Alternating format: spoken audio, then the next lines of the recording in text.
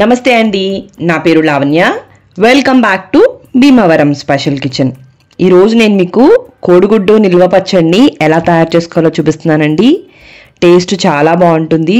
Bachelors కూడా చాలా useful అయ్యే రెసిపీ అన్నమాట. ఇది చేయడం కూడా పెద్ద కష్టమేమీ కాదండి, చాలా ఈజీగా చేసుకోవచ్చు. చికెన్ పికిల్ టేస్ట్కి ఏమాత్రం తీసుకోకుండా ఉంటుంది. మరి దీని ప్రిపరేషన్ ఏంటో చూసేద్దామా. ఇక్కడ నేను ఒక 10 గుడ్లతో తయారు చేస్తున్నానండి. సో ఒక గిన్నెలోకి 10 గుడ్లని ఇలా డ్రాప్ చేసుకుని దీంట్లోకి 1 టీ స్పూన్ ఉప్పు, అలానే ఒక 1/2 టీ స్పూన్ దాకా మిరియాల పొడి కూడా వేస్తున్నాను. మీరు కారం కావాలంటే వేసుకోవచ్చు. కారం వేసుకునే ఫలమైతే కారాన్ని ఒక బౌల్లోకి వేసుకుని కొద్దిగా వాటర్తో మిక్స్ చేసుకుని అప్పుడు ఈ ఎగ్ మిశ్రమంలోకి వేసుకోండి. లేదంటే కారం ఉండలు కట్టేస్తుంది అన్నమాట. ఈ విధంగా వచ్చేంత వరకు కూడా కలుపుకోండి. ఇలా విస్కర్తో కావాలంటే మిక్సీ జార్లో కూడా వేసుకుని గ్రైండ్ చేసుకోవచ్చు. ఇప్పుడు స్టవ్ని ఆన్ చేసుకుని ఒక కుక్కర్ని పెట్టుకుని దాంట్లో 1 గ్లాసు నీళ్ళు పోసుకుని దాంట్లోకి మనం ముందుగా రెడీ చేసి పెట్టుకున్న ఎగ్ మిశ్రమాన్ని కూడా వేసుకుని మీడియం ఫ్లేమ్ మీద ఒక 5-6 విజిల్స్ రానివ్వండి. విజిల్స్ వచ్చి వేపర్ అంతా పోయిన తర్వాత తీసుకుని చూసుకుంటే ఇది చూసారు కదండి, జున్ను ఏ విధంగా ఉంటుందో ఆ విధంగా రెడీ అయిపోతుంది. గోరువెచ్చగా అయిన తర్వాత నైఫ్ని తీసుకుని చూపిస్తున్న విధంగా చిన్న చిన్న పీసెస్ లాగా నాట్లు పెట్టేసుకోండి. కుక్కర్లో కాకుండా మీరు దీన్ని స్టీమ్ చేసుకోవాలనుకుంటే గిన్నెలో వాటర్ని పోసుకుని వాటర్లోకి ఈ గిన్నెని పెట్టుకుని ఇది గట్టిగా అయ్యేంత వరకు కూడా స్టీమ్ చేసుకున్నా కూడా రెడీ అయిపోతుంది అనమాట. ఈ విధంగా నాట్లు పెట్టేసుకున్న తర్వాత దీన్ని ఒక ప్లేట్లోకి ట్రాన్స్ఫర్ చేసేసుకోండి.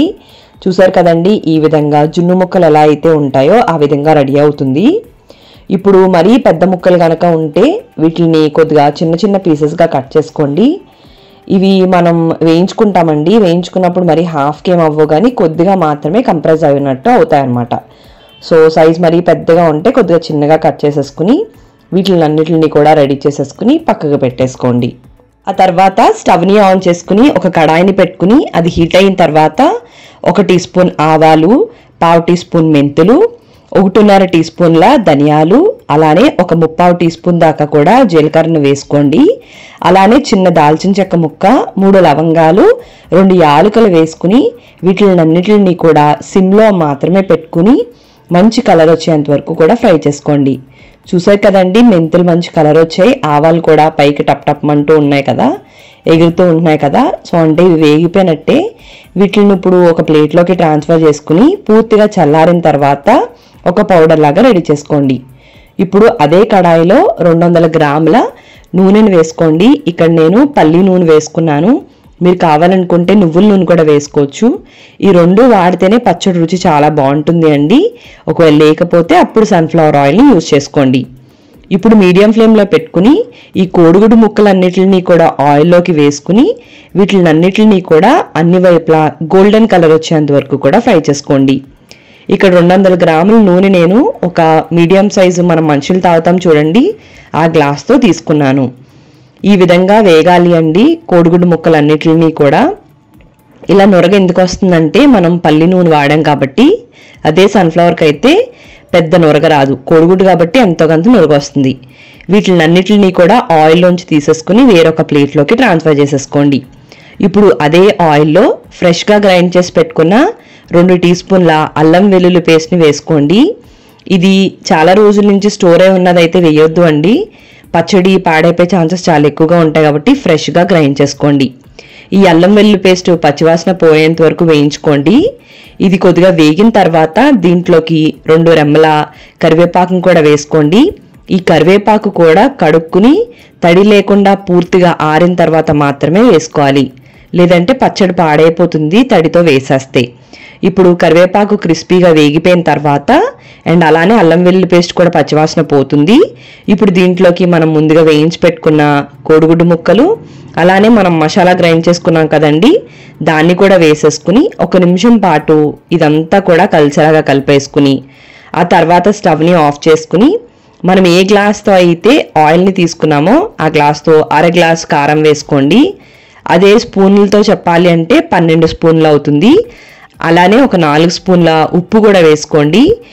ఈ ఉప్పు ఆల్రెడీ మనం 1 టీ స్పూన్ కోడిగుడ్డు ముక్కల్లో వేసాం కాబట్టి టోటల్గా 5 టీ స్పూన్ల ఉప్పు. సో ఉప్పు కారం అంతా కలిసేలాగా కలిపేసుకోండి. గుర్తుంచుకోండి, కారం వేసే టైంకి స్టవ్ని ఆన్లో ఉంచకూడదు. ఇదంతా కలిసిపోయిన తర్వాత పూర్తిగా చల్లారేంత వరకు కూడా పక్కకు పెట్టేసుకోండి. ఇదంతా కూడా పూర్తిగా చల్లారిన తర్వాత మాత్రమే నెక్స్ట్ ప్రాసెస్ని చేసుకోవాలి. పూర్తిగా చల్లారిపోయిన తర్వాత మరొకసారి బాగా కలిపేసుకుని దీంట్లోకి 1.5 దాకా కూడా నిమ్మరసాన్ని పిండుకోండి. ఇక్కడ నిమ్మరసం బాగా వచ్చింది కాబట్టి 1.5 మాత్రమే వేసుకున్నాను. అదే నిమ్మరసం సరిపోకపోతే అంటే ఎక్కువగా రాకపోతే ఒక 2 నిమ్మకాయలని పూర్తిగా కూడా పిండేసుకోండి.